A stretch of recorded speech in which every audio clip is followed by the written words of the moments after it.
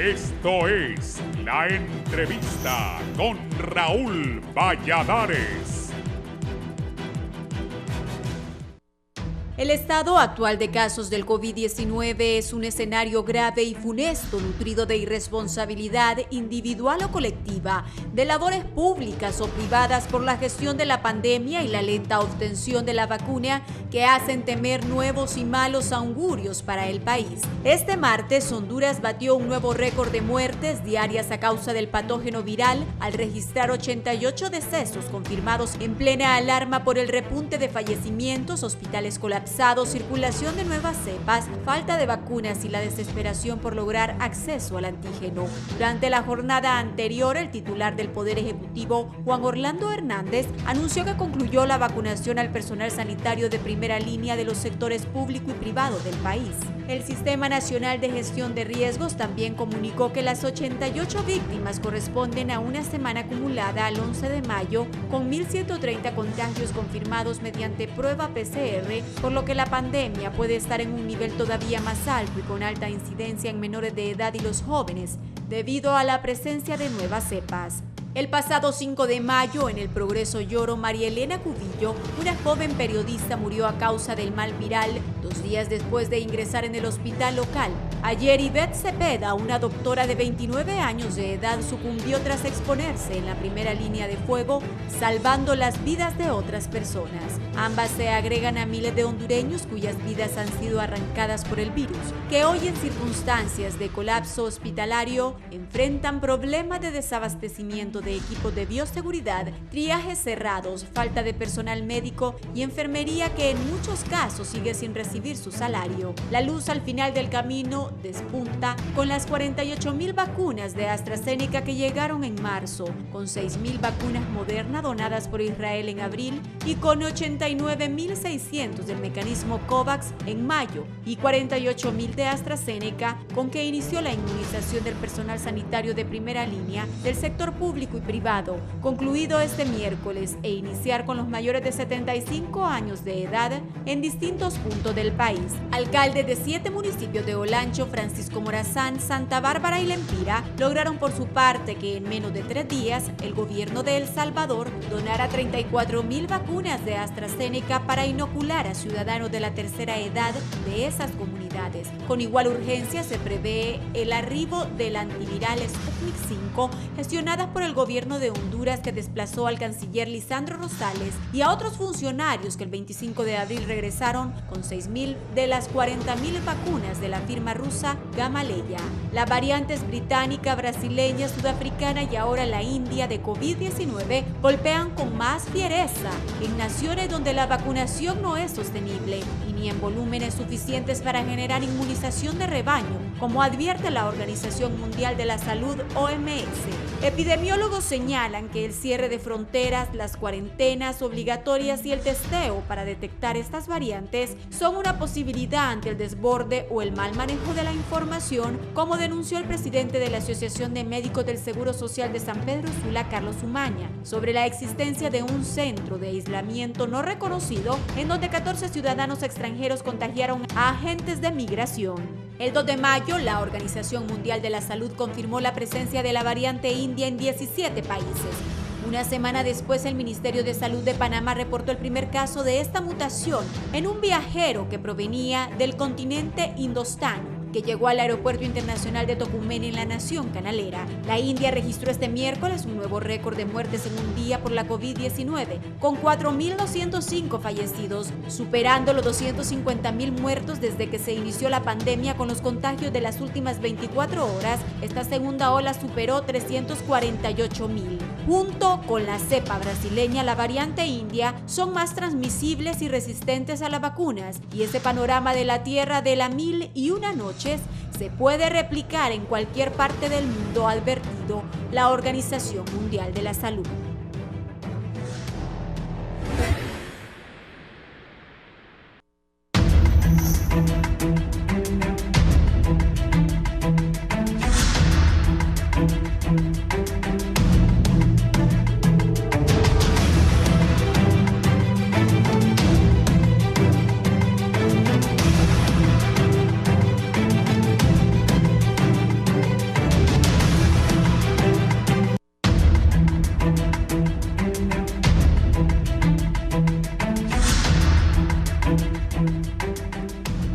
Buenos días, gracias por estar con nosotros en la entrevista de Canal 11 y Radio Visión Honduras, 90.1 en Tegucigalpa, 90.9 en San Pedro Sula, 105.5 en el litoral atlántico, 90.3 en la calle Choluteca. Vamos lamentablemente a seguir hablando del coronavirus. Día a día siguen muriendo hondureños, jóvenes. Se decía al inicio que a los niños no les pegaba coronavirus, eso ya es una mentira. A los niños también les pega coronavirus. Ayer pasábamos una noticia y la hablaba aquí con mis invitados hace un momento.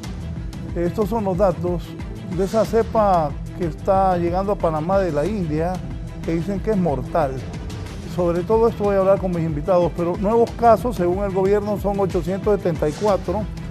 Recordemos que la semana pasada hubo muchas protestas porque hay muy pocas pruebas en los triajes que están habilitados. Pero ya se confirma 222.992 personas oficialmente con las pruebas hechas que han sido infectados por este virus del coronavirus en Honduras. Reportan 64 muertos. El total de fallecidos ya oficiales del gobierno es de 5.853 muertos. Los dueños de las funerarias dicen que Honduras ya supera los 11.000 muertos, pero oficialmente el gobierno pone que son 5.853 personas muertas. Va a ser difícil lo que voy a decir, pero si el gobierno ya tiene oficializado 5.853 personas muertas, piensen cuánto es 5.853 personas muertas juntas.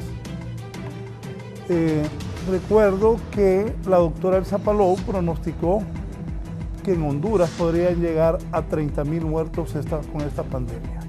Dios primero que no, pero si van 5.853 muertos, piense para que se cuide, piensen cuánto es 5.853 personas muertas. Yo recuerdo que en Italia los ponían en una línea los féretros, que no terminaba uno de ver cuántos eran los muertos. Pues en Honduras, oficiales 5.853, imagínense cuánto es eso.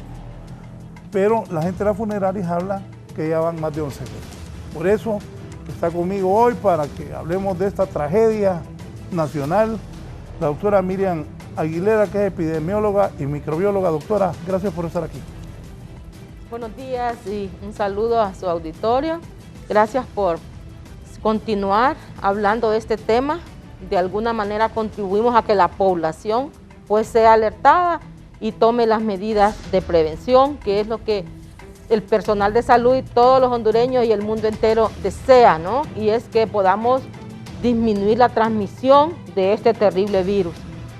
Los datos están ahí, ¿verdad?, que nos da SINAGER, son datos oficiales y sabemos que estos datos tienen un gran subregistro, licenciado, ¿verdad?, debido a que muchas personas pues no acuden en primer lugar a hacerse pruebas.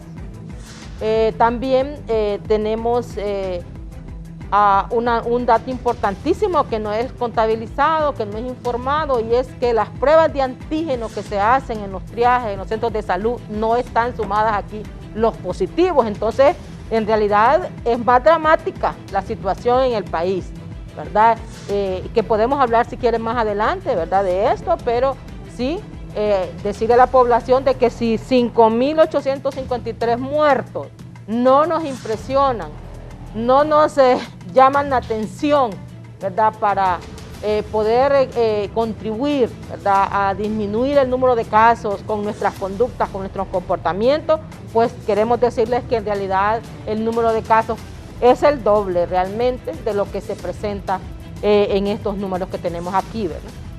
Sí, conmigo también el doctor Darío Zúñiga. Doctor, gracias por estar acá, bienvenido. Buenos días, licenciado, buenos días, doctora.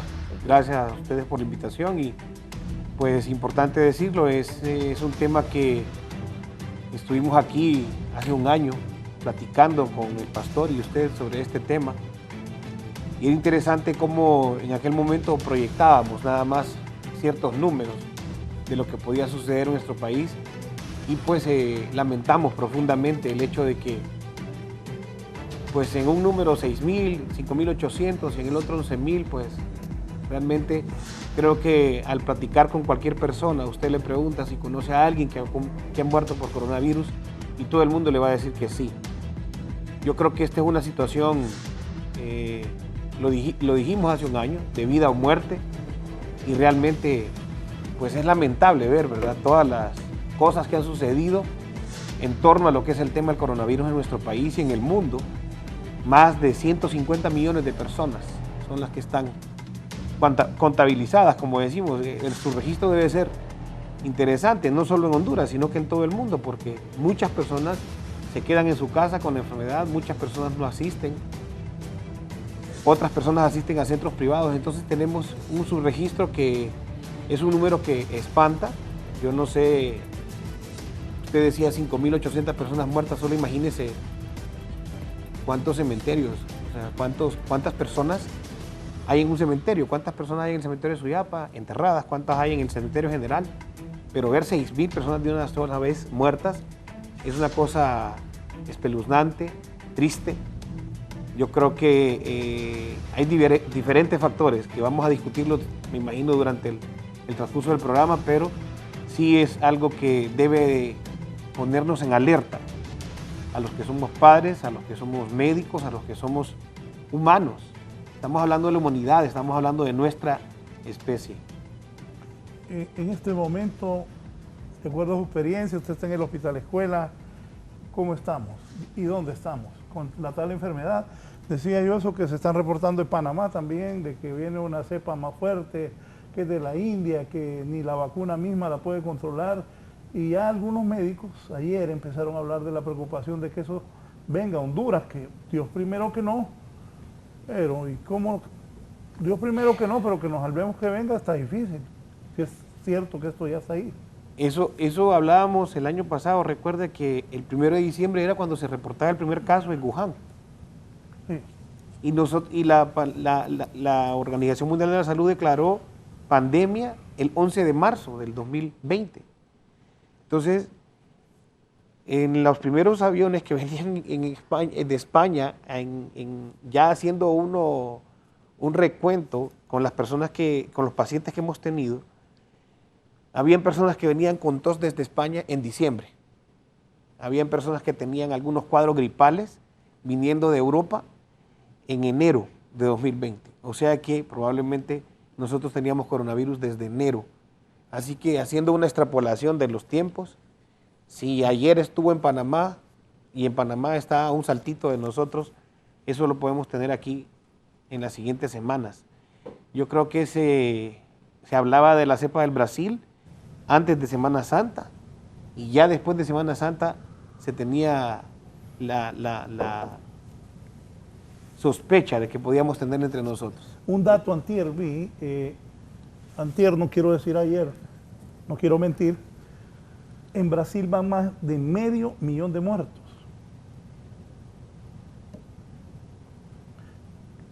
O sea, lo de Honduras es preocupante, ¿verdad?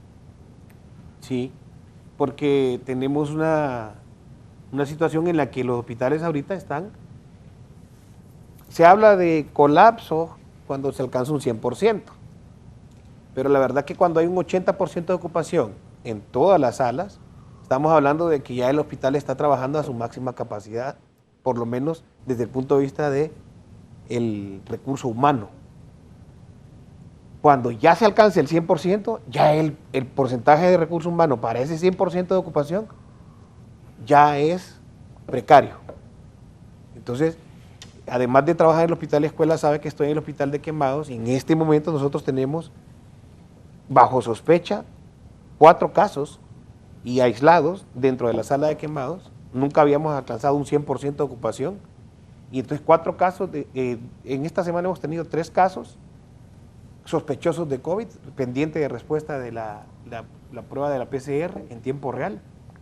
Entonces estamos hablando de que ese hospital es de 20 camas. ¿Cuántas camas tiene el Hospital María? ¿Cuántas camas tiene el Hospital Escuela? ¿Y cuántas están ocupadas? Arriba del 95% están ocupadas en los hospitales. Es preocupante. Doctora, y Para usted, ¿cuál es la realidad nuestra en este momento? Bueno, como decía al principio, hay personas que no acuden a hacerse las pruebas y nosotros, otras que acuden, hemos encontrado la semana anterior en algunos municipios, en algunos departamentos del país, positividad del 70 al 90% en las pruebas de antígeno. Y eso es algo escalofriante.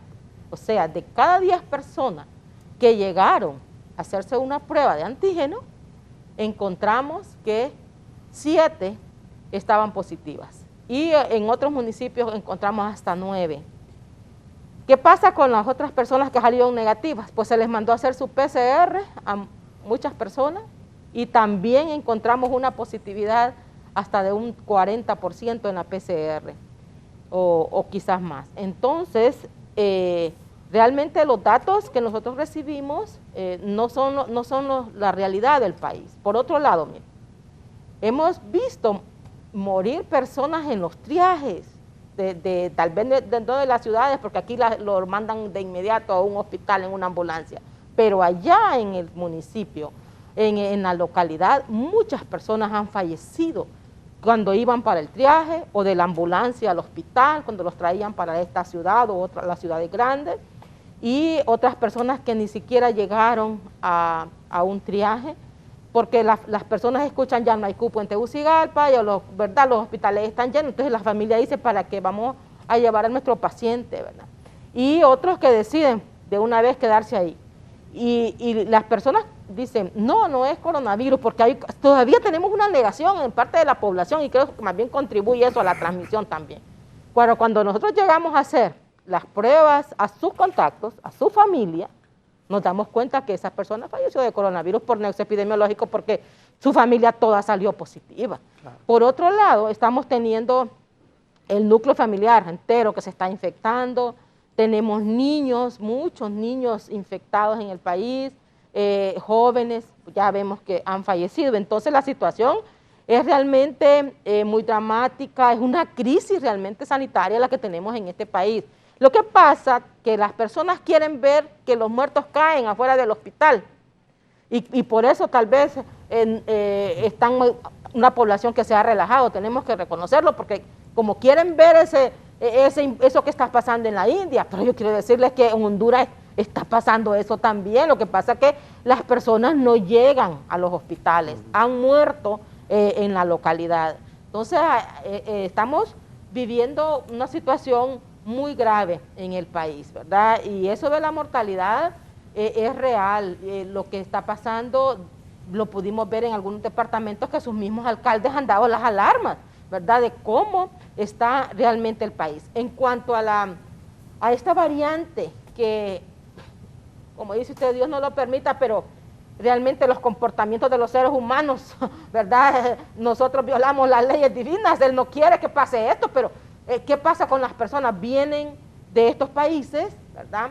Vienen normales, no traen ningún síntoma y no cumplen de repente con una normativa de que se hacen una prueba, ¿cierto? Cuando ingresan al país, de países extranjeros. Pero, ¿qué pasa 3 días o una semana después, doctor? Puede ser que una persona venga con una PCR negativa, con un antígeno negativo, con un anticuerpo negativo que ingresa al país, pero no, así fue como ingresaron todos estos casos, ¿verdad? Al inicio. ¿Y qué pasa entonces cuando una semana después nos damos cuenta que esas personas pudieron estar positivas? Entonces, todas estas acciones de vigilancia epidemiológica deben ser aplicadas en el país cuanto antes, ¿verdad? No solamente recibirle un resultado a una persona que viene, sí, está negativo. No, hay que darle un seguimiento, porque de lo contrario no Doctora, vamos a poder diagnosticar esta variante tampoco, porque nos va a agarrar como las variantes que acabamos de diagnosticar, que meses después nos dimos cuenta que... Me acabo de imaginar algo. Ajá. Eso que dice usted no se puede en Honduras. Sencillamente no se puede. Eso de que viene alguien de fuera y que va a dar seguimiento, mentira. No se puede. O sea, lo que usted dice es lo correcto, lo ideal. Pero en Honduras eso no se puede. Sí, porque lo hablábamos al principio, tener una cuarentena. Viene de otra parte, entonces vigilarlo 25 días. Y aquí no hay ni pruebas. Exactamente.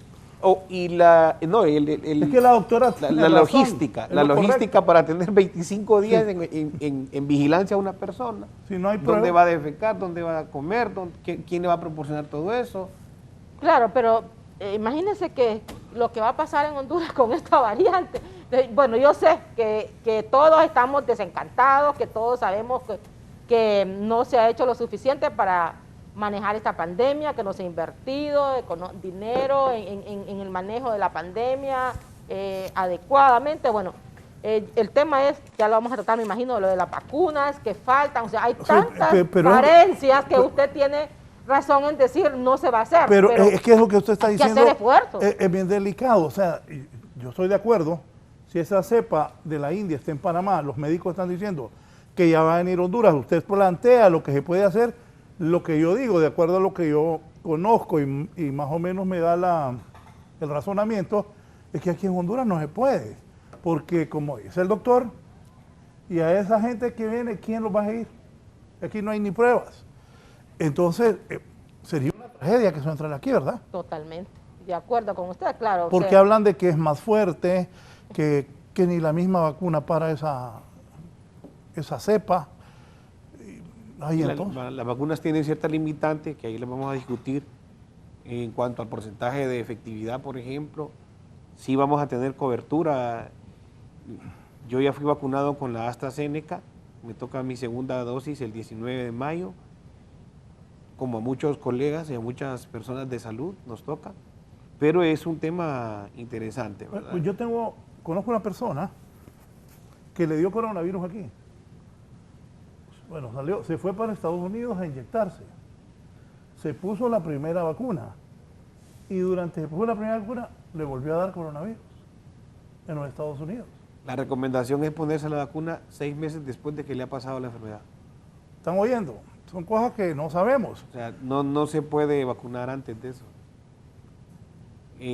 Con razón, le dio coronavirus, se fue para Estados Unidos, se puso la primera vacuna y le volvió a dar coronavirus. Es que con la primera dosis realmente no estamos totalmente inmunizados, ¿verdad? 80%. O sea, coronavirus podemos adquirirlo aún vacunado. Hay que primero aclarar eso, ¿verdad?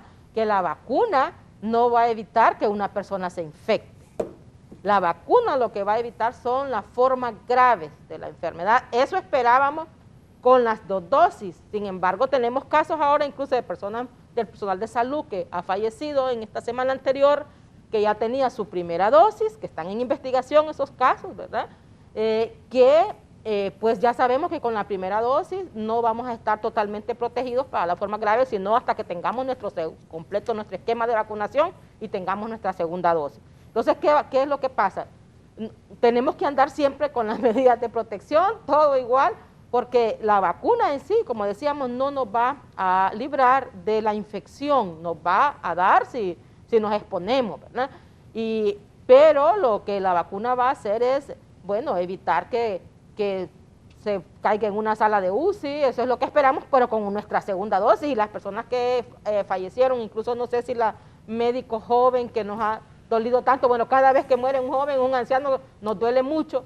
Sin embargo, cuando vemos una médico jovencita, ¿verdad?, que tiene tantos sueños y que su familia con qué sacrificio la manda a hacerse médico y que con qué pasión se entrega a servir a su pueblo y después pierde su vida, pues no sabemos, realmente no escuché nada si ella seguramente tenía la vacuna ya, esta persona, esta doctora, pero pues no fue suficiente, ¿no?, la primera dosis para poder limitar pues esa enfermedad y que no evolucionara a esas fases graves. Realmente todo este virus es muy incierto, incluso la misma vacuna, doctor. Nosotros no sabemos cuánto tiempo nos va a proteger esa vacuna. Eso iba a preguntar, pero otra cosa. Se habla que 70.000 hondureños han hecho el esfuerzo de ir a Estados Unidos a vacunarse, pero son pocos los hondureños que pueden ir a Estados Unidos a vacunarse. Hay poquísimas vacunas en Honduras y ya los médicos aquí están explicando que con una dosis hay personal de salud, ya lo hemos pasado en las noticias, se ha muerto.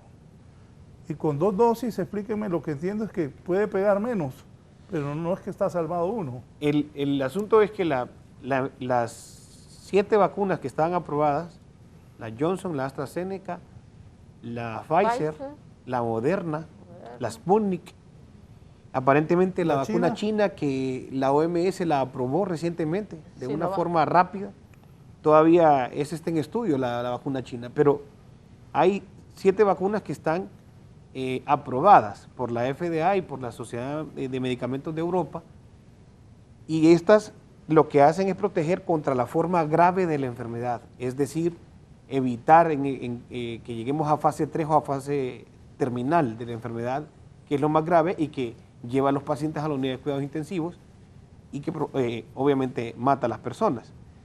Ya sabemos que un 3% de la gente que se contamina es la que va a morir, eso ya lo sabemos.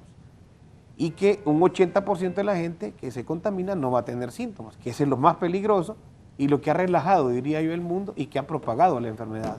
¿Por qué es lo más peligroso? Porque lo decíamos al principio, licenciado, el asunto es que si viene la gente asintomática y no le damos una vigilancia como tal, desde el momento que hemos tenido contacto con alguien con coronavirus y no hemos tomado medidas, y de repente por descuido nos quitamos la mascarilla y no tenemos la distancia de 2 metros de otra persona, entonces en ese momento nosotros ya estamos expuestos a la enfermedad. La mascarilla protege de una forma bastante importante. Entonces son varios factores para poder controlar la pandemia. El uso de las medidas de bioseguridad, uso de mascarilla, lavado de manos y la vacunación. Pero si no tenemos de vacunación disponible, tenemos el distanciamiento. Pero si tenemos un 80% de las personas que andan en la calle positivas por coronavirus, el virus simplemente se está multiplicando. Y eso es lo que hace que el virus mute. Y eso es lo que hace que existan, que ya existe la cepa brasileña, que ahora existe la cepa india. Entonces, el hecho de estarse transmitiendo y transmitiendo y transmitiendo y cambiando de sistema inmunológico de persona a persona, hace que el virus se transforme y se convierta en algo más fuerte. Entonces, en ese sentido, es lo que nosotros tenemos que tener en cuenta. ¿Cerrar otra vez? ¿Se puede plantear eso? ¿Cerrar otra vez? Lo habíamos dicho en aquel momento, me acuerdo que le decía, bueno, quedémonos encerrados 21 días y los que tengan sospechas metámonos en un solo lado, por decirlo de una forma, hasta ver en qué momento controlamos el número de sintomáticos. Porque el asunto es aquí, la gente que está asintomática. O sea, hay la transmisión por un lado. ¿Cuántas personas dejan de usar medidas de bioseguridad? ¿Cuántas personas se relajan? De esos 70,000 hondureños que han ido a los Estados Unidos y los que estamos vacunados aquí en el país, ¿cuántos de nosotros pensamos que con la vacuna yo ya no puedo adquirir coronavirus? Porque ese es un problema de la población, que pensamos que al hecho de estar vacunados estamos protegidos de no adquirir la enfermedad. Ya lo dijo usted, una persona la adquirió. Ahora, sí sabíamos de esa persona que está en investigación, doctora, de que se falleció y que no se sabe si fue por coronavirus después de la aplicación de la vacuna. Doctora. Bueno. Y la doctora, antes de empezar platicábamos, ayer transmití, de una muchacha doctora que murió a los 29 años. Sí. Sí, muy lamentable. No sabemos si ella estaba vacunada, lo decíamos, pero lo que decía el doctor, quiero tomar, ese 80% asintomático es el que mantiene la transmisión. Es como un reservorio, ¿verdad? Ese es, también los niños se están constituyendo en ese reservorio y los adolescentes, ¿verdad? Con estas nuevas variantes, porque lo que hemos visto en estos últimos meses es producto de esa nueva variante, que pudo ser incluso que no es importada, pudo haber variado incluso internamente, ¿verdad? Después de pasar, para mí, más de 400,000 personas, aunque el informe de SINAGER dice que son más de 200,000, ¿verdad? Pero con todo su registro que tenemos, pues yo digo más de 400,000, casi es 500,000 de hondureños que ya tuvieron esta este coronavirus, pero no la infección, ¿verdad? Vamos a hablar de una cosa, es tener el virus y otra es las que padecieron la enfermedad. Y... Espere, aclara eso, pues la gente nos confundimos. Sí, porque mire, los asintomáticos, ellos son portadores del virus nada más, pero no padecen la enfermedad, ¿verdad? No han desarrollado la enfermedad. Entonces, de eso, bueno, hay miles en el país sin ser diagnosticados, porque hay personas incluso que cuando llegan a hacerse una prueba de anticuerpos, ya tienen más bien anticuerpos IgG y dicen, no me di cuenta que estuve positivo, ¿verdad? Porque una empresa mandó a hacer a todo su personal y de pronto le salieron personas que más bien ya habían, ¿verdad?, pasado con la infección, pero no habían desarrollado la enfermedad. Entonces, esos asintomáticos son los que nos mantienen en esto. ¿Y qué pasa con esta nueva variante? Sabemos todo el daño que ha ocasionado en estos últimos 2 meses, ha sido marzo, abril.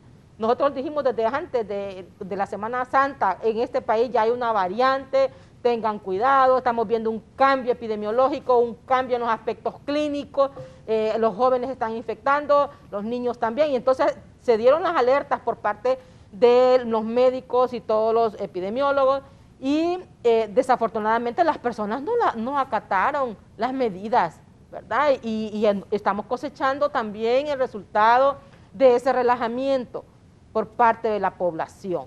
Ya tocaremos el tema de vacunas, el tema del manejo de la pandemia y todo eso, pero también hay una responsabilidad de parte de la población y eso lo vamos a seguir diciendo, ¿verdad? Que es importante que la población no se relaje porque tenemos un problema muy serio en este país. Y miren, si llega a venir esa variante de la India, no va a haber control alguno.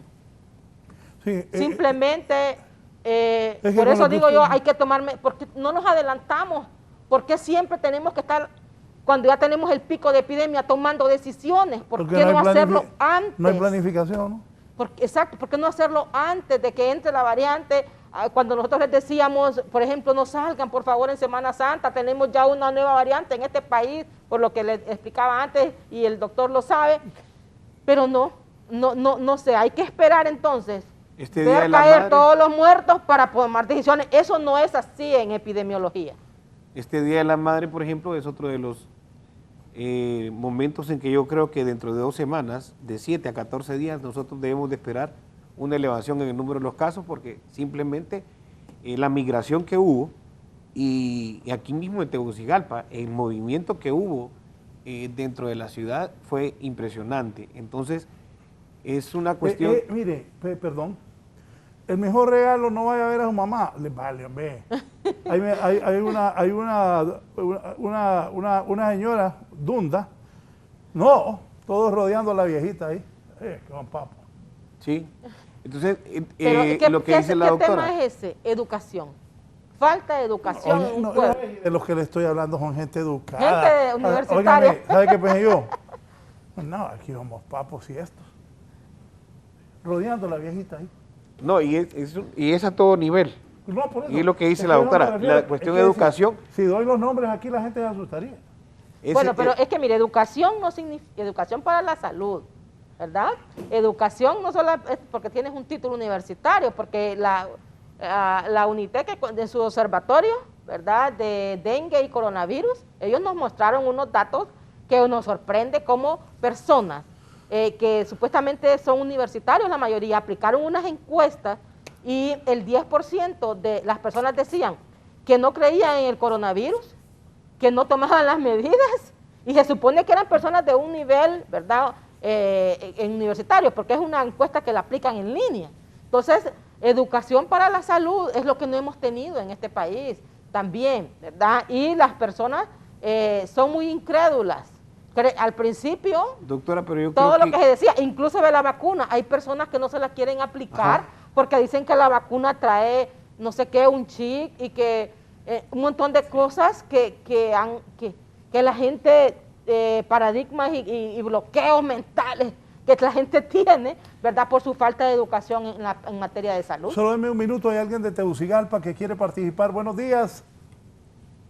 Buenos días, licenciado Raúl Valladares. Fíjese que estoy viendo su foro Nosotros, la consulta mía es para los doctores. El sábado, mi hija pues trabaja en una farmacia, salió asintomática.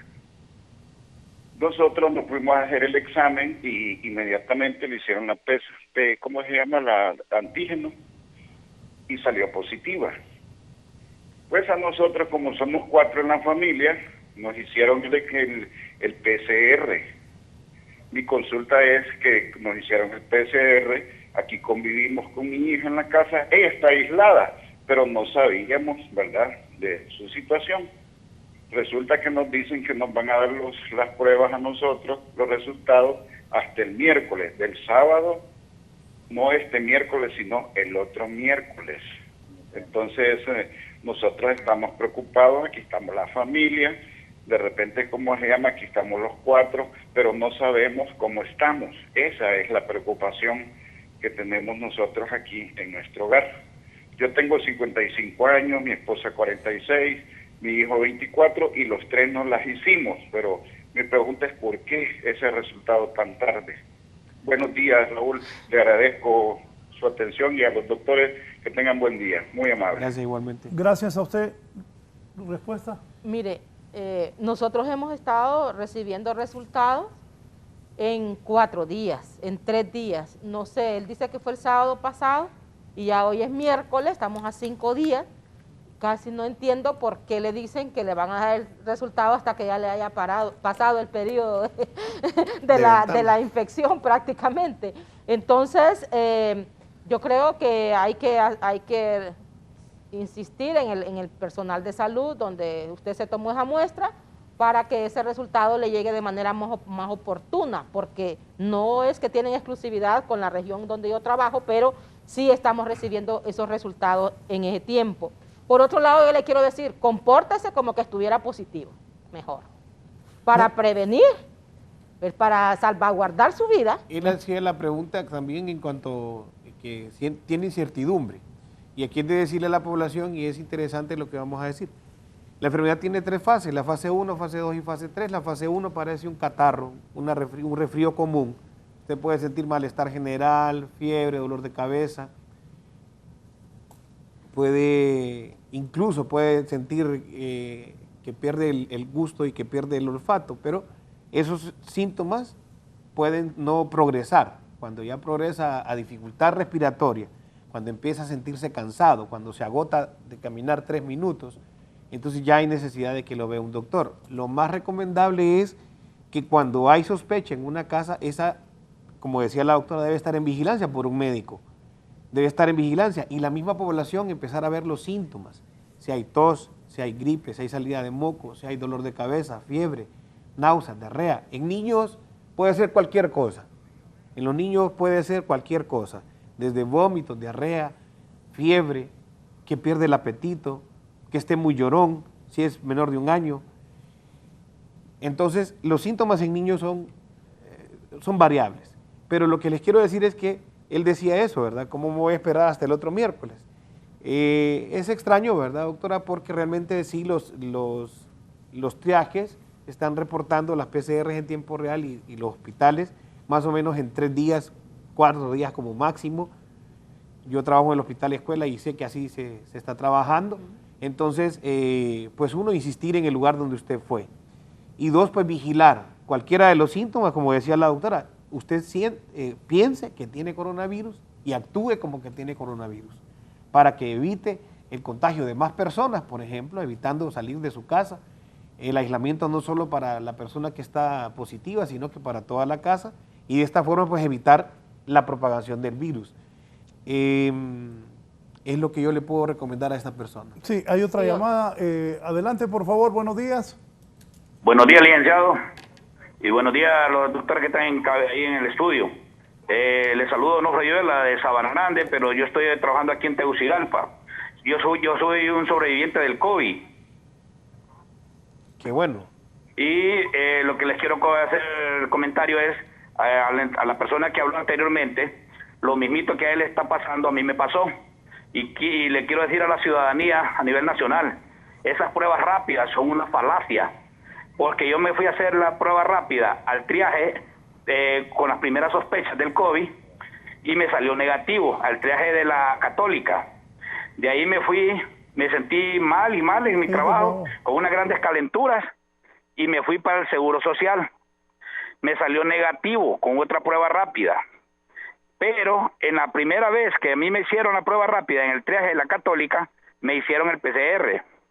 Y me dijeron que esperara 5 días para darme el resultado. En esos 5 días, como dijo la doctora, que más bien ya estaba en pleno apogeo la enfermedad, a mí me llevaron a una clínica privada y la saturación la tenía a 60.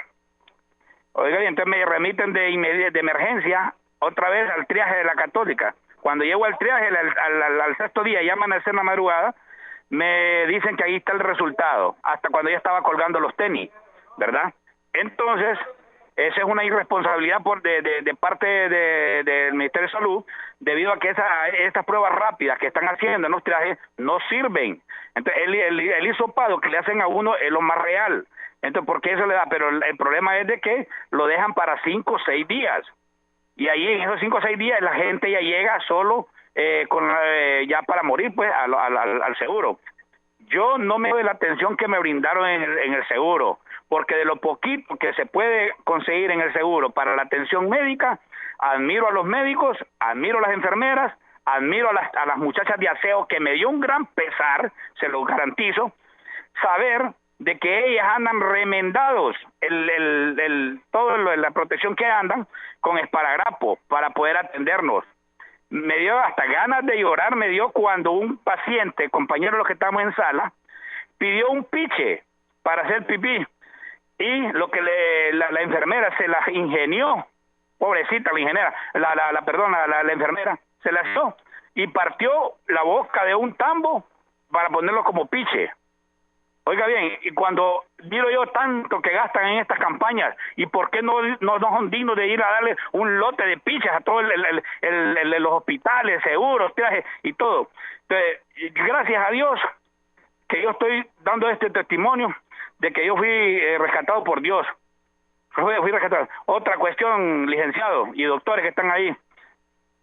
El compañero que yo tenía en sala, ahí, a la par, se murió. Josué, que de Dios goce. Cuando le piden una inyección, una inyección que valía 5,000 lempiras, y la esposa le dice, mira amor, vale 5,000 lempiras. ¿Qué es lo que pasó? El hombre dijo, mejor me muero, yo soy pobre. Cuando llegó la doctora, y ¿se va a aplicar la inyección? No, doctora, mejor me muero porque no tengo dinero. Como a mí me partía el alma saber de que ese ciudadano se iba a morir. Al siguiente día el hombre muere. El hombre muere. Yo le digo a la ciudadanía, tengan conciencia, por favor, usemos mascarilla, lavémonos las manos como recomiendan los médicos, porque eso es real, eso no es una mentira, el virus está latente, el virus está en cada momento, en cada segundo, porque uno va pasando, va tocando y ahí estamos contaminándonos. A nosotros en mi casa nos pegó a todos, pero a quien me pegó un poquito más fuerte fue a mí, y me tuvieron que hospitalizar 8 días en el seguro, ¿verdad? Entonces, tengamos conciencia. Yo sé que el brote del coronavirus está en todo lado. En Sabana Grande no se queda atrás, porque hay contaminación también, ¿verdad? Entonces, esa inyección que valía 5,000 lempiras, le pedían 5, eran 25,000 lempiras. ¿Cómo iba a comprar ese hombre? Entonces, pero si tuviéramos medicina nosotros, en el Seguro Social, en los hospitales, otro gallo nos cantara, ¿verdad? Entonces, gracias por haberme atendido esta llamada, porque es primera vez que participo en su programa, de gran prestigio. Muchas gracias a usted, señor Oyuela, por su participación, y triste lo que él relata. Gracias a Dios él logró salvar la vida. Me dice un amigo, Raúl, preguntarles sobre la efectividad de las pruebas PCR. Un conocido nuestro salió positivo en un centro de triaje y en un laboratorio privado salió negativo. Hay un momento para cada una de las pruebas, licenciado. En la prueba de antígeno, que es la prueba que es un hisopado también y se hace en antígeno, vamos a decirlo así rapidito. El antígeno es lo que el virus tiene en su superficie y entra al cuerpo, y una prueba lo puede detectar, pero en los primeros 5 días Correcto. De la enfermedad. Entonces, cuando el paciente tiene síntomas, y es bien importante esto, los pacientes que me están viendo y que me conocen saben que yo pregunto, no, pero ¿cuándo fue su primer síntoma? ¿Cuándo fue el primer síntoma? ¿Cuándo fue que tuvo dolor de cabeza? ¿Cuándo tuvo malestar de cuerpo? ¿Cuándo tuvo fiebre? Porque de ahí para donde lo estoy viendo yo, hay que contar cuántos días son. El día 5 es el día más efectivo para hacer la prueba de antígeno, la prueba rápida de antígeno. Cuando alguien ha tenido síntomas y empieza, digamos, el día lunes, entonces contamos 7, 8 días para hacerle una prueba rápida, que le decimos rápida, para la medición de lo que es el anticuerpo IgM e IgG. Ahora, la PCR, que es reacción en cadena de la polimerasa en tiempo real, es una prueba que se hace en cualquier momento de la infección. Y es lo que decía el caballero, esa sí me salió positiva, dice.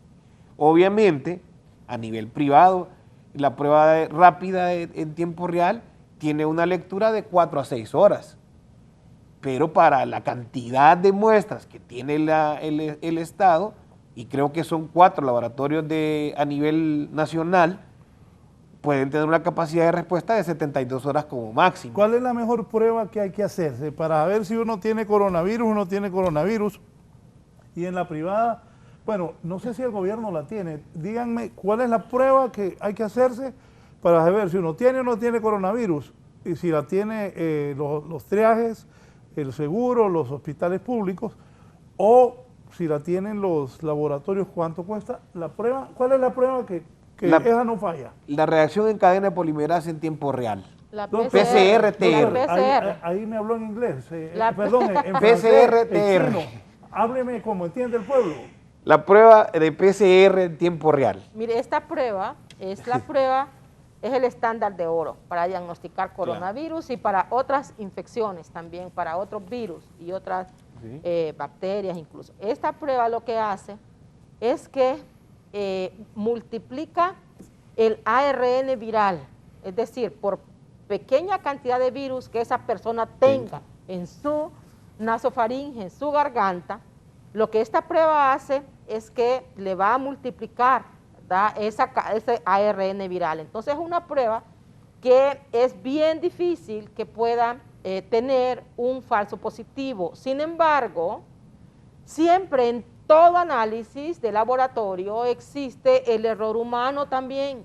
Entonces, por esa persona que dijo, pero no es que el 100% de pruebas van a tener un error humano, sino un pequeño porcentaje siempre se va a dar, que pudo ser, por ejemplo, a la hora de que aunque las pruebas van codificadas, digamos a la hora de transcribir los resultados, el digitador pudo haber cometido, si no hay un verdadero control de calidad.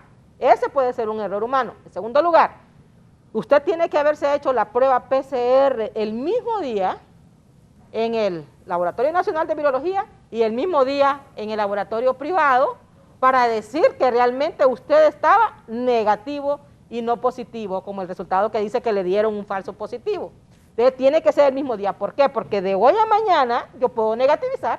Sí. O sea, yo puedo ser que yo estuve positivo más bien 2 semanas atrás, me lo diagnostican hoy y ya mañana, pasado mañana negativicé porque ya el cuerpo eliminó esos virus ya. Entonces, hablando de esa pregunta que hizo la persona, que hizo la llamada, eso puede suceder, pero esos son casos excepcionales, ¿verdad? Pero la norma es que la PCR es una prueba altamente confiable con un 98% de sensibilidad, es decir, tiene el 98% de capacidad de detectarnos los verdaderamente positivos y de eliminarnos los negativos y decir sí, este es negativo, este es positivo. Esa tiene esa capacidad esta prueba. Las pruebas rápidas ya lo explicó el doctor, y yo quiero decirle, hay personas incluso que han fallecido porque se basaron en una prueba rápida del diagnóstico y lo mandaron a su casa y le dijeron, no, usted está negativo, no tiene coronavirus. Ya los médicos ahora, a estas alturas creo del manejo de la pandemia, que ellos lo manejan muy bien, ellos ahora sí ya saben interpretar bien estas pruebas y ver cuál es el momento y no dejarse llevar solamente por una sola prueba, sino siempre le hacemos la PCR, como dijo el señor, y también le hacemos, en ese momento que llega a consulta, la persona un triaje, le hacemos primero su prueba de antígeno, porque es una prueba rápida de antígeno que la utilizamos en grupos poblacionales así como tamizaje, de una vez decir, tenemos estas 50 personas, hagámosles antígenos, salieron 7, ellos ya son positivos, ellos confirmados, a la diferencia a los otros 43, hagámosles PCR, y ahí vamos. ¿Por qué? Bueno, porque el país tampoco tiene la capacidad de hacer tantas PCR, porque es una prueba sumamente cara, y usted preguntó por el precio de la PCR, y es que es una prueba, ¿verdad?, de biología molecular que ocupa un laboratorio especial en este país.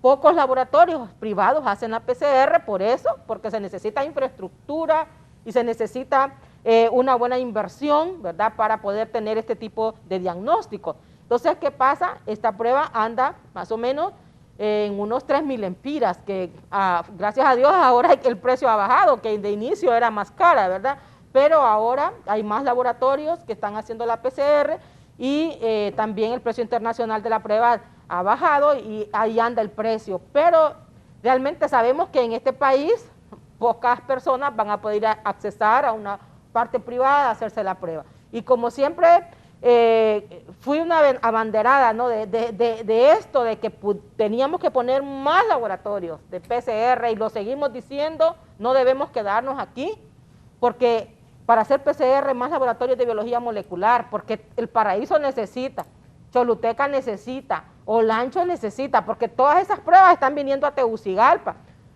Francisco Morazán necesita su propio laboratorio de biología molecular, porque ya vimos la persona que dice que le dijeron que el otro miércoles, o sea, se la hizo el sábado y la va a tener el próximo miércoles. ¿Ya le ha pasado la enfermedad?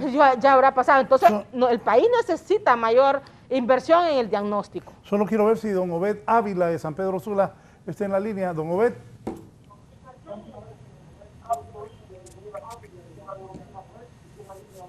Sí, quería hacerle una consulta a los médicos.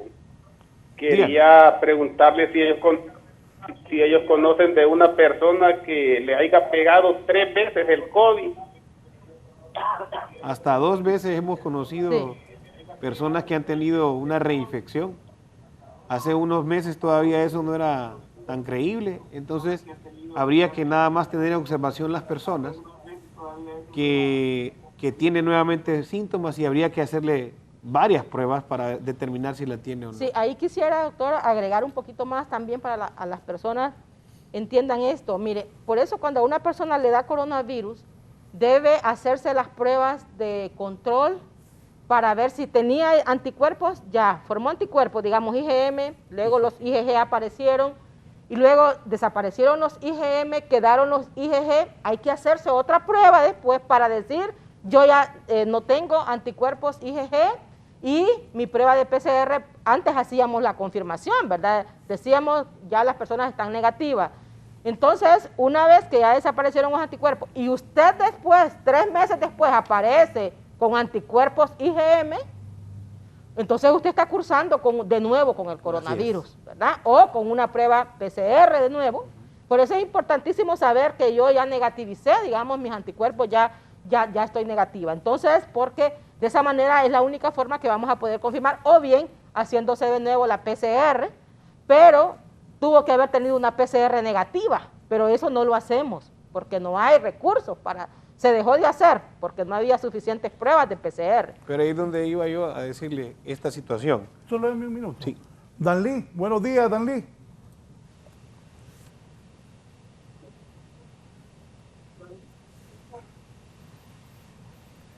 Bien, teníamos una llamada de Danlí, pero aquí hay otra pregunta. Buenos días, Raúl. Con este virus tan caprichoso me gustaría saber y que le consulté a los médicos, después de vacunado, si es posible que una persona pueda infectarse más de una vez. Sí, lo dijimos, ¿verdad? Sí. La vacuna no nos va a proteger de la enfermedad, sino que de las formas graves de la enfermedad. Y pues decirle, para sumar a lo que usted está diciendo, doctora, mire, y aquí es donde varios factores son los que nos llevan a nosotros a hablar de esto del coronavirus. Hablamos en aquel entonces de la infraestructura, que no teníamos lista la infraestructura. Doctor, disculpe, pero se comunicó el señor de Danlí de nuevo. Hola. Adelante, por favor. Buenos días. Buenos días. Buenos días. Amigo, fíjese que A mí me diagnosticaron la COVID-19 el 28 de abril. Yo me hicieron 2 pruebas, no sé qué tipo de prueba fue porque me metieron 2 hisopos en la nariz. Entonces, no sé, el diagnóstico se supone que es la prueba rápida porque me dijeron a los 5 minutos que estaba positivo. Y el diagnóstico se tardaron como unos 6 días en darme el otro diagnóstico hasta que fui al triaje de Danlí para confirmar si en el PCR me había salido positivo, y efectivamente me dijeron que sí, que estaba positivo. Bueno, déjeme decirle que yo ya llevo casi más de 20 días con los síntomas de COVID-19. Primeramente me dieron un tratamiento que no era el maíz, luego me sentía tan mal que regresé al triaje y ahí sí me dieron el tratamiento maíz. Me terminé todo el tratamiento maíz, pero los síntomas siguen, la tos seca, el cansancio, el dolor en el pecho. Entonces, yo necesito saber cuánto tiempo tengo que estar así, porque, o sea, yo no me siento grave, pero presento síntomas, ¿me entiende? Entonces, no sé si todavía tengo el virus en mi cuerpo, no sé si todavía puedo seguir contaminándola. Eso es lo que me tiene, porque yo todavía estoy como en cuarentena, ¿me entiendes? No estoy yendo a trabajar. Entonces yo necesito, por favor, que me ayuden. ¿Qué realmente debo hacer? Porque yo estoy en mi casa, yo necesito trabajar, ¿me entiende? Entonces, lo único que sí tengo es la tos, el cansancio en el pecho que no se me quita. O sea, yo ya los tratamientos ya me los terminé. Muchas gracias. La saturación, ¿cuánto satura? Ok, yo ya los tratamientos ya me los terminé. Muchas gracias. ¿La saturación cuánto satura? No, pues eso es lo que no sé, porque yo no he regresado al triaje. O sea, eso no sé cómo estoy. Yo no he regresado al hospital. Tiene que volver. Lo que hablamos es lo siguiente: el seguimiento es importante en el paciente. Una vez que se ha diagnosticado y usted tiene síntomas, debe permanecer en contacto con su médico, sea en el triaje, sea en el centro de salud, sea en el hospital, sea en la unidad de COVID. Pero hay que seguir, porque hay pacientes que tienen secuelas en las que queda un agotamiento. Hay quienes han descrito hasta por 6 meses que tienen un cansancio. Hay descripciones de tomografías donde el 50% del pulmón se ve afectado aún 6 meses después. Entonces realmente cada persona es diferente. Por eso es que tenemos que tener un seguimiento médico de los pacientes. Y aquí es donde estaba diciendo yo lo que voy a decir. La infraestructura médica, una parte es el diagnóstico, otra es la prevención y otra es el seguimiento. Así es. Y parte de eso, en esa infraestructura están las unidades de cuidados intermedios y de intensivos, que ya sabemos que son limitadas y que están ocupadas. Entonces, toda esta gran parte de población, como las personas que nos han llamado, en las que si puntualmente vamos como secretaría a hacer un diagnóstico a una casa, pero no regresamos, y si esa persona no va a un triaje, ¿cuántas personas pueden complicarse y morir? Entonces, es un asunto en que varios factores están: la infraestructura sanitaria, la dotación de vacunas, que sabemos que es pobre. Ahí tengo datos yo del internet ahorita que son terribles. Para nosotros estamos registrados solo con 2.600 vacunas aparentemente, el registro que dice el internet. Se supone que deberíamos de estar vacunados 20.000 o 24.000 en la Secretaría de Salud, y con las 180.000 vacunas que vinieron el 4 de mayo, pues ya empezó la vacuna desde el 6, ¿verdad? A empezarse la campaña a nivel nacional. Pero entonces, hablamos de infraestructura, hablamos de vacunas, y lo que decía la doctora, muy importante, hablamos de nosotros como población. Si nosotros estamos viendo que estas dos no funcionan, somos nosotros los que tenemos que tener cuidado y tener la bioseguridad para nosotros. Esto lo digo como papá, como hondureño, porque la verdad es que es la única forma que veo yo que podemos evitarlo. 4 meses es lo que ahorita en Europa se dice que protege la vacuna AstraZeneca. 4 meses después de la segunda dosis. O sea que hay que estarse vacunando cada cuánto. 4 meses. ¿Y cuáles son las implicaciones que tiene esto? Canadá reportó en el primer trimestre 3 muertes asociadas a AstraZeneca. Habría que ver qué edades fueron las que se murieron, habría que ver qué factores tenían estas personas. Esta es la que vamos a poner nosotros. Sí, solo un tema para después entrar ya a eso de las vacunas. Don Fabián Fernández de San Pedro Sula. Don Fabián. Bueno, buenos días, Raúlito. Buenos días. Adelante.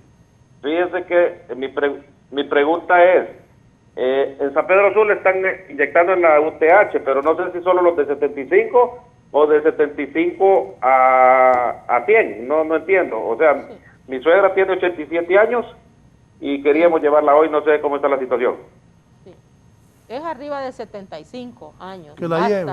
Sí, la puede llevar. Yo quiero retomar un poquito la llamada del Paraíso, del señor que llamó. Entonces, ¿él que la lleve? Sí, tiene que llevar. Es mayores de 75 años hasta, ¿verdad?, la edad que tenga la persona. Lleve a su suegra. Llévela. El señor de Dalí debe regresar al triaje cuanto antes, que le hagan una radiografía, porque tanto tiempo, ¿verdad?, tener con ese cansancio y esa tos, ¿verdad, doctor? Sí. Eso realmente debe tener un diagnóstico de cómo están sus pulmones, porque pueda necesitar también alguna terapia pulmonar o algo. Entonces, usted no se aleje cuando ya le digan está positivo, vaya a reposo a su casa, 14 días y después vaya a regresar a trabajar. El señor de Danlí que regrese al triaje. Sí, que vaya y que, ¿verdad? Ahí el médico le va a indicar seguramente, ¿verdad?, otros análisis. Es importante que las personas den seguimiento, como dice el médico, el doctor, hay que continuar, regresar a las citas, no hay que dejar esto así, porque por eso mueren muchas personas, ¿verdad? Porque pasan rápidamente a complicados y ya no hay regreso. Para muchas personas de ahí ya no hay regreso. Entonces tenemos que estar vigilando, ¿verdad?, que no haya ese cambio a una fase ya pulmonar, a otras complicaciones. Pero precisamente hemos visto muchos casos, ¿verdad?, de personas que se fueron a su casa, ¿verdad?, y una semana después ya vinieron graves. Voy a Tela, doña Carla, buenos días. Gracias por preguntarle a los doctores. Yo estuve con COVID en el mes de febrero, me recuperé, estuve con oxígeno y he estado con cansancio después de eso. El médico me recomendó medicamentos, pero el día domingo empecé otra vez con malestares. Ya antier ya empecé con gripe, pero yo he tenido problemas anteriores de alergia. Entonces, ahorita, ya ayer, yo ya sentí como calenturas y dolor de cabeza. Ahora pues amanecí un poco ya con la nariz tapada y la garganta un poco con malestar. Estuve, porque mis padres estuvieron internados, entubado uno de ellos, y el día de domingo pues él salió y yo estuve allí con ellos. No sé si pudo haber sido porque en la primera vez que yo tuve el COVID, mi malestar solo fue en la garganta, no tuve tos, no tuve dolor de cabeza, no tuve calentura, no tuve pérdida del olfato, ni tampoco el paladar. Fue de un dolor en el pecho y bueno, yo no sentí muchos síntomas que han sentido, incluso hasta dolor en el cuerpo no me dio, pero lo único fue el dolor en el pecho y el cansancio. Y de hecho pues estuve con oxígeno y gracias a Dios el médico que me atendió, porque no estuve en el triaje primero, pero luego pasé a médico privado y gracias a Dios pues él, pues aquí estoy pues.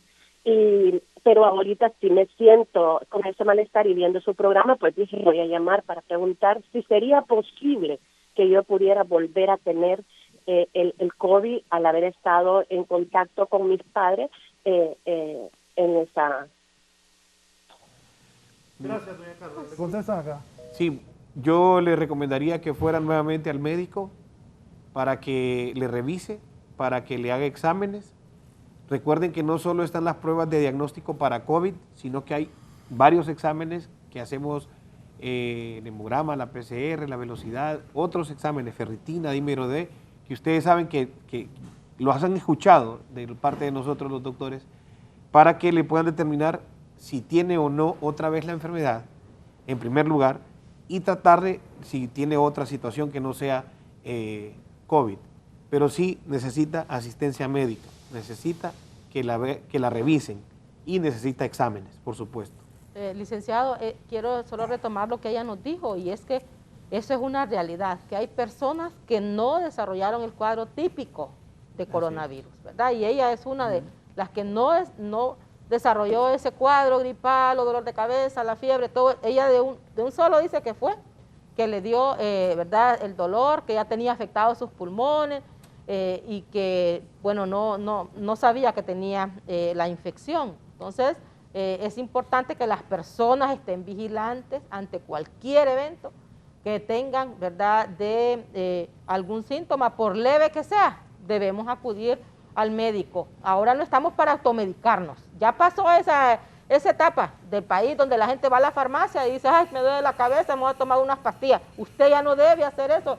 Como por favor le pedimos esto al pueblo hondureño, usted tiene que ir a consulta. Sí, voy a enviar a unos mensajes, breves mensajes, y continuamos desde la entrevista de Canal 11. Esta mañana la doctora Miriam Aguilera, epidemióloga, pues muy destacada, y el doctor Darío Zúñiga, platicando con la población sobre esta situación del coronavirus. Vamos a hablar de las tales vacunas. No hay vacunas en Honduras, bien poquitas. Pero el otro día me asusté que vi una señora que le iban a poner una vacuna aquí en el polideportivo de la universidad, una enfermera, y se revolvió la doña. Que si no le ponían el Sputnik, ella no se ponía nada, que la AstraZeneca no hervía. Son cosas que pasan. Yo no me lo hubiera puesto. Pero al volver, los que saben van a platicar de eso.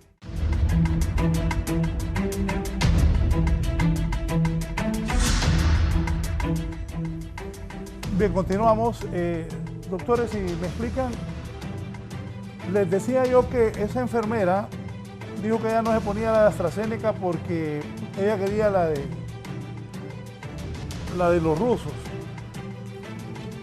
Yo de la enfermera me lo hubiera puesto. Claro. De Sputnik.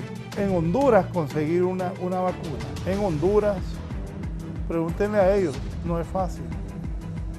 ¿Qué le decimos a la gente que con esto de las vacunas y las que están en Honduras? Por cierto, bien poquitas. Ponela pues, vaya. Porque yo en el listado del hospital salgo que es la Sputnik B la que me venía a aplicar. Ya estando adentro en la fila, solo hay AstraZeneca. Y yo no venía por esa vacuna, porque si yo me hubiera querido poner esa vacuna, me la hubiera puesto desde que empezaron a vacunar dentro de la institución. Yo aquí solo los escucho. Bueno, licenciado, la verdad, doctora, que la primera vacuna que se vino fue una donación de Israel, que es la Moderna. Luego vino el lote de vacunas, que eran 48,000 vacunas por parte del mecanismo COVAX, que es una situación que es un mecanismo, es un programa pues de OPS, que se empezó desde el año pasado para cuando ya existiera la posibilidad de vacunas. Había ciertos requisitos para todas las secretarías de salud del mundo, y entonces Honduras entró en eso y vinieron las primeras 48,000. En la semana pasada está reportado que el 4 de mayo vinieron 189,600 dosis del mecanismo COVAX. La semana pasada, el 4 de mayo. Entonces, y la que viene es la AstraZeneca. Entonces todavía Sputnik, pues yo creo que no sé si tenemos en el país. No. Yo tengo entendido que no ha entrado, y se prevé que para finales de junio ya vamos a tener 212,000 vacunas Pfizer, de acuerdo a lo que está reportado en las redes sociales y en los periódicos digitales. La CESAL tendrá acceso entonces más o menos a finales de junio a algunas 600,000 vacunas, más o menos. Bueno, todas las vacunas tienen una protección. Solo una cosita, doctora. Sí. En El Paraíso, Javier Rodríguez les quiere consultar algo. Don Javier, buenos días. Javier. Eddie. Adelante, don Javier.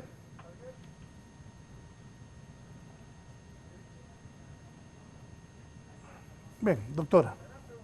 Sí, bueno, le decía que todas las vacunas tienen un porcentaje de protección. Y se decía que AstraZeneca pues era la que tenía un poquito más bajo porcentaje, que anda entre un 79 y 80%. Y yo dije cuando vinieron las 2.500 vacunas, aquellas que aplicaron, ¿verdad? Las primeras 2.000, que todos los de salud hubiéramos querido que nos la pusieran en ese momento, no importa cuál fuera la vacuna. Y que... arrebatando. Así es, hubiéramos querido todos ir a hacer fila y poder tenerla, ¿verdad? No importara de qué marca, de qué fábrica venía, pero que sí era la vacuna que nos iba a garantizar al menos evitar la muerte, ¿no? Las formas graves que si tuviéramos todos ya la segunda dosis estaríamos un poquito más tranquilos. Entonces, ¿qué pasa con las otras vacunas? Bueno, la de Johnson un 85%, la de Moderna un 94%, la de Pfizer 95%. Pero miren, desde el momento en que yo recibo una dosis de cualquier vacuna, aunque me hubieran dicho que tenía AstraZeneca, el 50% de protección nada más yo me la hubiera puesto. Porque yo dije, el otro 50% lo voy a poner yo, con mis medidas de prevención, con mis cuidados, ¿verdad? Pero voy a tener cierta seguridad de que mi sistema inmunológico por lo menos ya reconoce a este terrible virus y de algo me va a servir si yo me infecto, ¿verdad? Voy a tener anticuerpos de defensa. Aparte, también existe lo que es nuestro sistema inmunológico, ¿verdad? Nuestros estilos de vida, ¿verdad? Que contribuyen a mantener un buen sistema inmunológico y todo esto, ¿verdad? Sumado a la vacuna, entonces yo tuve confianza y yo digo, no, yo me la voy a aplicar, aunque traiga el chip, ¿verdad? Por ahí, ¿verdad? Muchas personas sí creen en esto, pero eso no es cierto. Entonces, las vacunas, ¿verdad?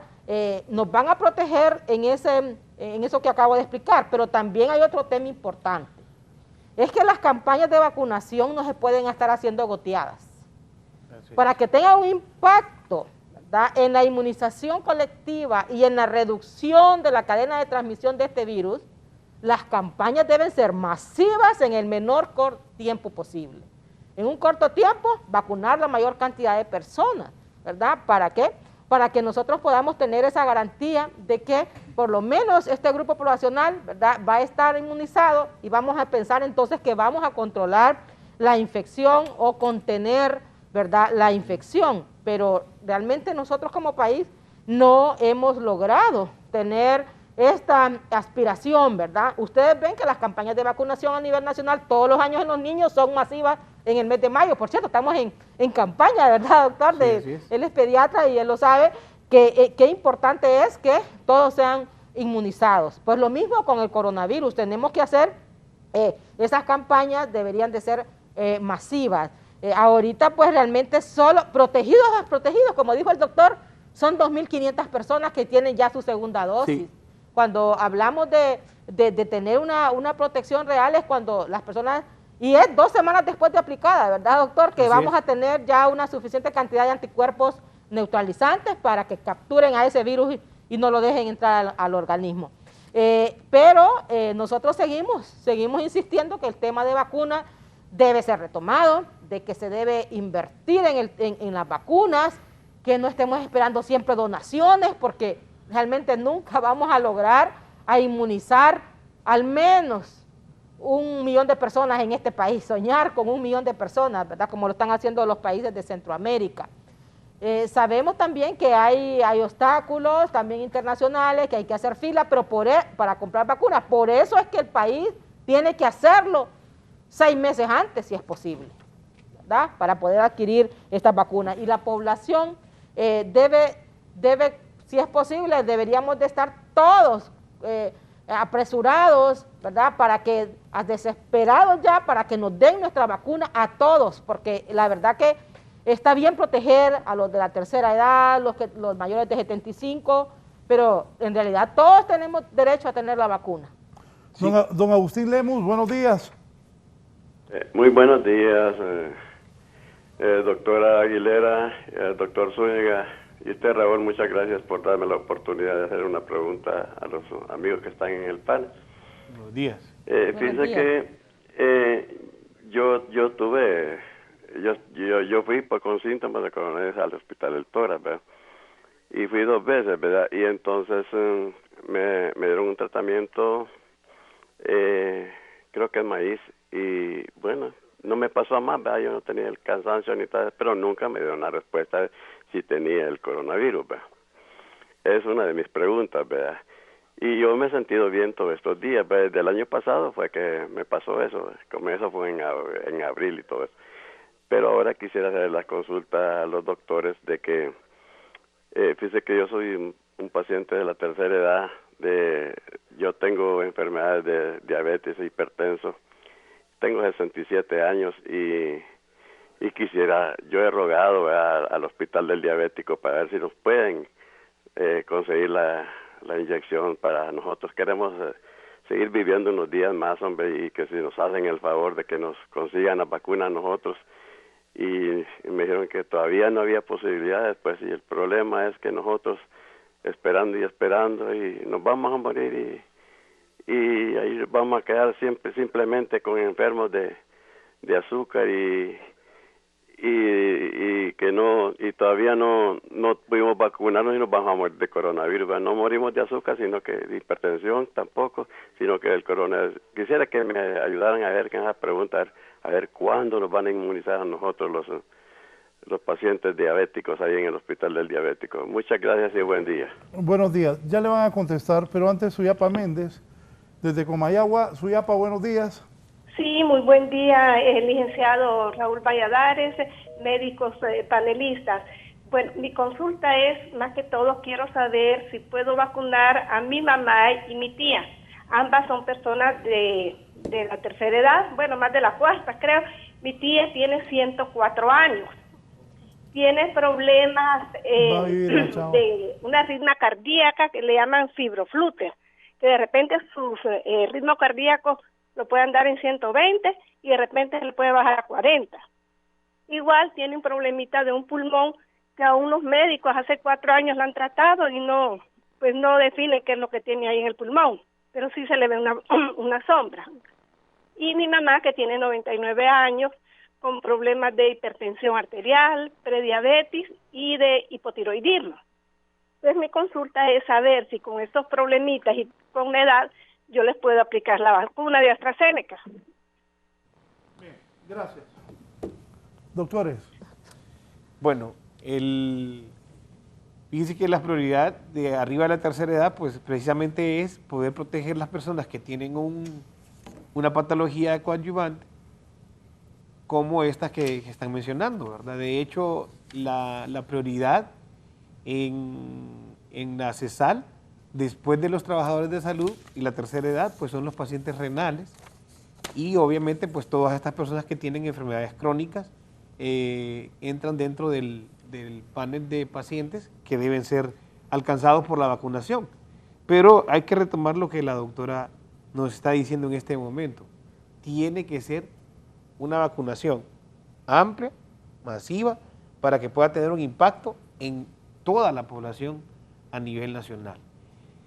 Se habla de un 50%, ¿verdad, doctora? Para poder conseguir control de lo que es la epidemia, control de lo que es la infección. Es correcto. Y esto quiere decir que cuando hablamos de conseguir un control es que las medidas de bioseguridad, el uso de la mascarilla y todo lo que ya sabemos, distanciamiento físico y pues todas estas situaciones del lavado de las manos, el uso de alcohol gel, el uso de alcohol, todas estas situaciones se deben mantener por lo menos hasta que estemos seguros de que muchos de la población, con más del 50%, salen negativos con respecto a anticuerpos contra coronavirus. Eso yo creo que estamos lejos de obtenerlo porque los números nos asustan, pues el número de gente vacunada en Centroamérica, licenciado y doctora, son interesantes. Costa Rica sí reporta 437,000 personas vacunadas y luego le sigue El Salvador con 198,000. Los números nuestros son bien terribles, con Guatemala, 2.600 Guatemala y nosotros 2.500. O sea, realmente nos falta mucho pues para poder hacer esto. Entonces estamos a tiempo, como decía la doctora, de poder tener un mecanismo en el cual sepamos cómo es que vamos a conseguir esta vacunación, porque realmente, de acuerdo a una publicación que ahí está en el internet, dice que Rafael Mendoza, presidente de AstraZeneca, dice, él manifiesta que tiene negociaciones directas con CESAL y con el Instituto Hondureño de Seguridad Social y que está hablando de 4.2 millones de vacunas para nuestro país. Entonces me imagino que están en producción o hay una negociación ya adelantada. Si eso es real y ese número de vacunas llega a Honduras, hay que ver en qué momento llegarán, pero ese sí es un número que nos puede tranquilizar a nivel nacional a modo de controlar lo que es esta pandemia de coronavirus. El señor que llamó del diabético, que él está preocupado porque, y como todos los hondureños, pero ellos tienen, ¿verdad?, estas enfermedades de base. Sí. Bueno, se espera que después de vacunar a los de 75 años va a entrar el grupo de 60 años y más, ¿verdad? Sí. Y me imagino también personas que, sin importar la edad, pero que tengan una enfermedad como esta que ellos manejan ahí en el diabético. Bueno, el doctor es muy positivo en lo que acaba de decir, de que hay convenios. Optimista, lo sintió. Optimista con lo de las 4 millones de vacunas y todo esto. Sí. Sabemos también que, por ejemplo, el COEP está haciendo también algunas acciones al respecto, ¿verdad? Sí. Que algunas empresas han reservado o han mostrado el interés de querer comprar la vacuna. Y yo bueno, yo apoyo pues a estas estrategias, no importa las estrategias de los alcaldes, de todas las personas que puedan adquirir la vacuna por sus propios medios, que lo hagan, ¿verdad? Y que dejemos a aquellas personas que no tienen trabajo, que están en el completo abandono, que no tienen cómo comprar una vacuna, para que a ellos también se les provea la vacuna, porque cuando la vida es la que está en peligro, este es un caso de vida o muerte. Cuando es nuestra vida... No, les voy a recordar lo que dije al inicio. 5.853 muertos, dice el gobierno que hay. Pongan los 5.853 muertos, los ataúdes. En la cancha del estadio de Tegucigalpa o en el estadio olímpico. Pero con los de la funeraria dicen que son 10.000. Entonces pongamos los 10.000 compatriotas que ya murieron, ya se murieron. Piensen en esos 10.000 ataúdes puestos en el Estadio Olímpico. Y el Zapaló, que sabe, dijo que la pandemia puede dejar en Honduras entre 30 y 40.000 muertos. Dios primero que no, pero faltarían 30.000 muertos más. Ojalá que ninguno de nosotros sea, ni usted ni nadie, pero hay que cuidarse. Quiero agradecer a la gente que me sigue llamando de todo el país, pero ya voy a recibir esta última llamada de don José Amador desde Choluteca. Buenos días, don José. Sí, muy buenos días. Fíjese, quiero hacerle una consulta. Nosotros creo que estamos siendo muy irresponsables con nuestros muchachos. Yo tengo un hijo en Unitec y este muchacho está yendo a todos los hospitales porque está en 5º año y todavía no lo han vacunado y han dado en el Hospital Escuela, en el Hospital María, en todos los hospitales. Pienso yo que la Unitec debería de ser más responsable y mandar a vacunar a estos muchachos porque definitivamente son prácticamente doctores, pues porque andan en la misma, pasando consultas y todo eso. El riesgo que ellos corren, más el riesgo de nosotros, que somos personas de la tercera edad también, entonces nos acarrea más gastos porque hay que tenerlo aislado allá, porque yo no lo voy a traer aquí a mi casa que me venga a contagiar. Sí. Bueno, tiene toda la razón. Yo creo que todos los estudiantes de medicina de todas las universidades, de las 3 universidades que tienen escuelas de medicina, debieron meter también a estos estudiantes que ya pasan por el ámbito hospitalario, que ya están en sus prácticas, para que fueran vacunados. Ahora, recuerde que las universidades no pueden comprar ellos. Yo creo que aunque los papás dijeran, le voy a pagar mi vacuna a mi hijo, en estos momentos hay pues tantas formas que solo los gobiernos, no hay tantas formas de comprar vacunas, quise decir, sino que son los gobiernos que tienen que adquirirla, ¿verdad? Entonces, allí pienso que todo lo que es la empresa privada, las personas que podemos comprar una vacuna, todos tenemos que ver cómo hacemos, porque sinceramente en estos momentos a mí me preocupa mucho, ¿verdad?, que no tengamos como una seguridad de cuándo van a llegar esas otras dosis y si van a llegar dentro de 2 meses, dentro de 3 meses, cómo va a ser.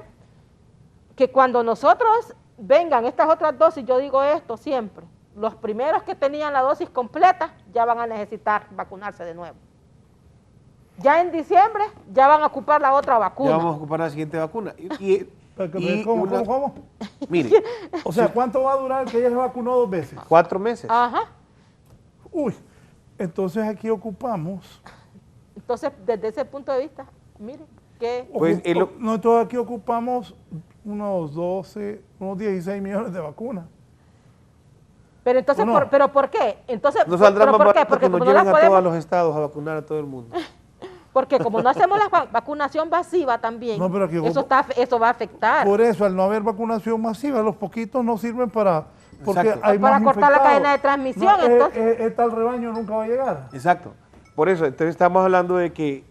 Y una cosa es el reporte que yo les hacía con respecto a la noticia, pero realmente, si el manejo de la pandemia hasta hoy, 13 de mayo, va a ser igual con el manejo de las vacunas, solo nos queda usar mascarilla y distanciamiento físico.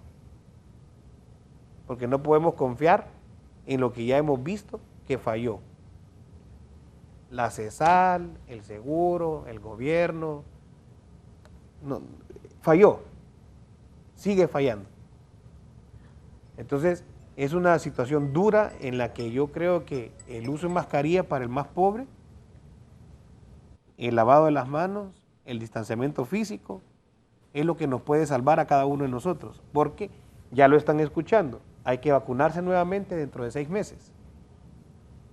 Y no hemos logrado vacunar más que 3,000 personas aquí en Honduras. Estamos un porcentaje esperando la segunda dosis. Los que se están vacunando esta semana se van a vacunar la segunda dosis en 6, 8 semanas. Entonces, es la de nunca acabar si nosotros no tenemos realmente un lote y que podamos decir de que se va a vacunar una gran cantidad de personas, como lo están haciendo en El Salvador, por ejemplo, y en Costa Rica. Bien, vamos al cierre. Doctora, yo quiero agradecerle su comparecencia a la gente. Pido disculpas que no podemos darle cabida a todos. Doctora, ¿qué mensaje le da a la población? ¿Cómo quedamos? Porque aquí, no nos engañemos, seguimos mal. Los muertos son todos los días. Así, todos los días mueren personas, es el doble de lo que se nos informa diariamente. A cuidarse, a retomar las medidas de prevención, ¿verdad? También yo insisto con las autoridades locales, con las autoridades municipales que tomen medidas en sus municipios, porque no podemos continuar con este exagerado número de casos todos los días. Ya el personal de salud, bueno, está cansado, ¿verdad? Y se necesita más personal, se necesitan más centros de atención. Entonces, aquí nos queda la responsabilidad personal, nuestro propio cuidado. Cada familia debe tomar su propia decisión y cuidarse a sí misma, porque sabemos que no habrá vacuna en estos momentos para todas las personas y de todas maneras tenemos que aprender a vivir con esto, porque la vacuna no nos va a librar de infectarnos. Entonces tenemos que aprender a usar las medidas de prevención y hacerlo con mucha conciencia, porque de esa manera cuido a mi familia y cuido a mi comunidad también. Doctora, muchas gracias. Muy Gracias gentil. por la invitación, muy amable. Un gusto estar con el doctor también en este foro. Bien, la doctora Miriam Aguilera, cierro con el doctor Darío Zúñiga. Ustedes dos tienen una ventaja, que se comunican bien con la gente, y eso es importante. Doctor, en el español que entendemos, ¿cómo estamos? Creo que cada uno de nosotros tiene en las manos la posibilidad de evitar que nos dé coronavirus, el uso de la mascarilla, el lavado de las manos. Si nos atenemos a una vacuna, si nos atenemos a una infraestructura de salud, es complicado. Han escuchado hoy 3 personas que están todavía en problemas por coronavirus, de que ya les dio coronavirus. Personas que están esperando la respuesta de una PCR una semana después, cuando ya pueden haber problemas serios en ellos. Es lo real. En 10, 15 llamadas hemos visto la realidad que está pasando en todo el país. Entonces, mi consejo es, usen mascarilla, lávese las manos, no se acerque a la gente. Sea educado y dígale a alguien que se está acercando no se acerque, porque no sabemos si tiene coronavirus. Y si alguien no anda mascarilla, dígale que se la ponga. Y confiemos, solo nos queda confiar en Dios primeramente, de que ojalá realmente tengamos vacunas para nuestro pueblo. Muchas gracias al doctor Darío Zúñiga participando esta mañana. Voy al cierre con un resumen informativo.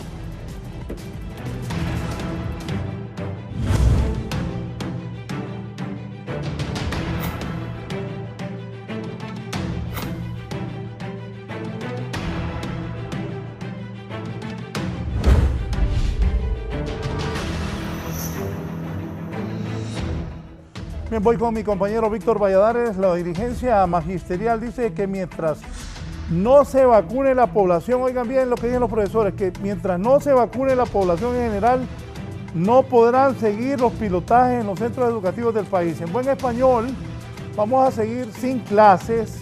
Los maestros dicen que si la gente no se vacuna, la población, ellos no van a dar clases. Víctor. Muchas gracias a usted y a los televidentes. Me acompaña don Eulogio Chávez.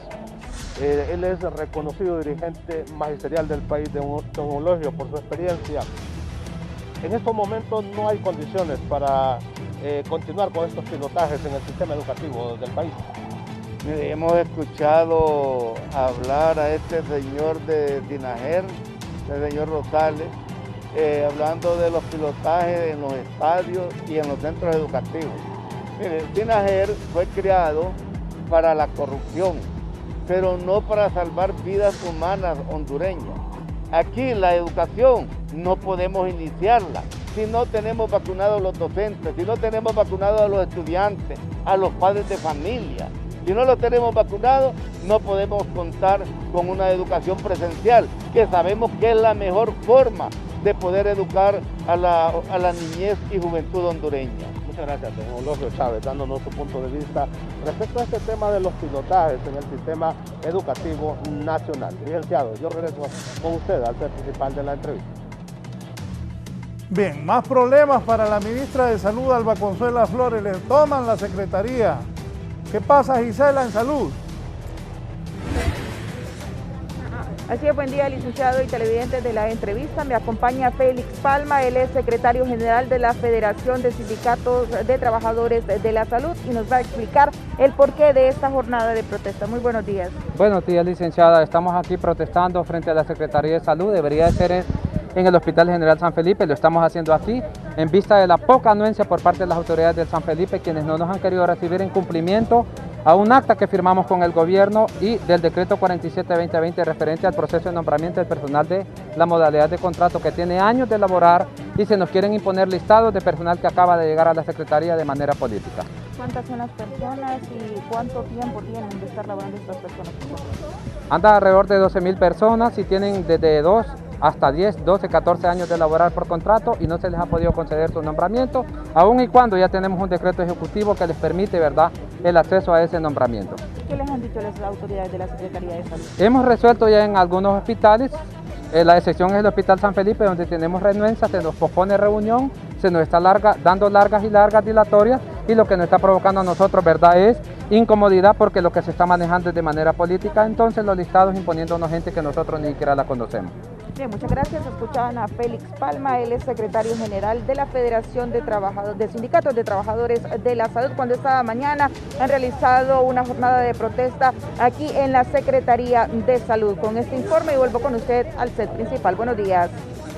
Buenos días, gracias a Gisela Calix. Importantes capturas están reportando la DPI tras operativos realizados en varios puntos de Tegucigalpa y Talanga. Andan detrás de aquellos que se dedican a la delincuencia, a asaltar, extorsionar, a vender drogas, a robar. Voy con mi compañero Guillermo Paz.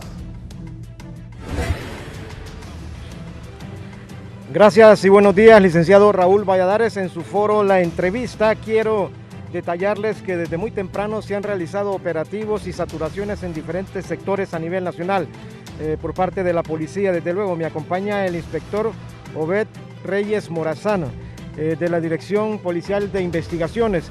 Inspector, ¿cuáles son los resultados de todos estos operativos?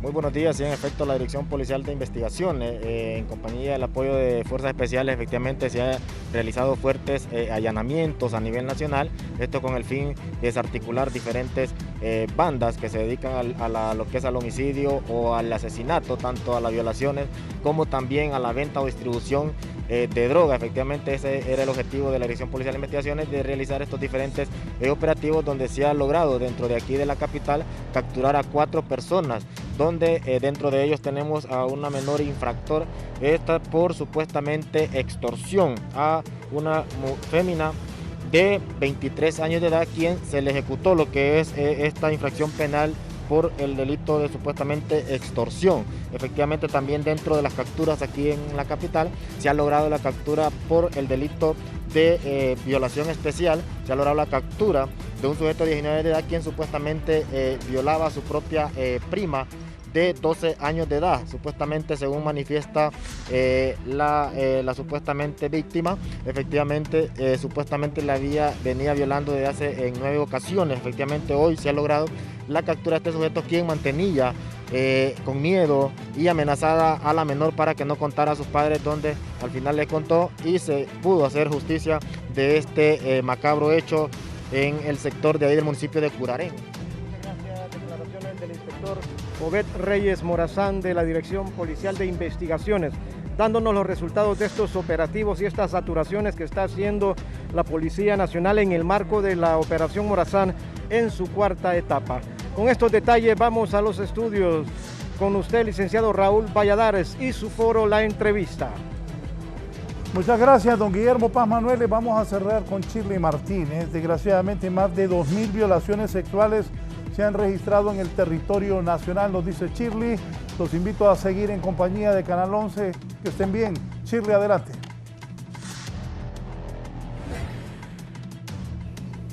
Buenos días, licenciado Raúl Valladares. En el foro La Entrevista me acompaña la abogada Noemí Dubón del Foro de Mujeres por la Vida, pues haciéndonos mención de que más de 2.000 casos de abusos sexuales contra la mujer y menores se está suscitando y han registrado a nivel nacional, pero que sea ella que nos brinde más detalles. Buenos días, abogada. Así es, buenos días. Bueno, las cifras son alarmantes en cuanto a los tipos de violencia que se están enfrentando en el país, ¿verdad? De niñas, de niños, de jóvenes, de adolescentes y de mujeres mayores. Es decir, las violencias sexuales han incrementado en alta cifra, ¿verdad? El año pasado nosotras como observatorio reportamos un promedio de 2.000 casos mensuales de las instituciones, ¿verdad? De los medios de comunicación, y no tenemos respuestas. Nosotras estamos acompañando casos de diversas violencias y no tenemos respuesta, empezando por la Fiscalía, Medicina Forense y otras instituciones encargadas de sancionar, pero también de prevenir de que estos casos se sigan dando. Muchísimas gracias. Bien, hemos escuchado a la abogada Noemí Dubón en relación a estas denuncias y hechos violentos que se han suscitado lamentablemente en este género. Con este reporte retorno con ustedes al foro. Buenos días.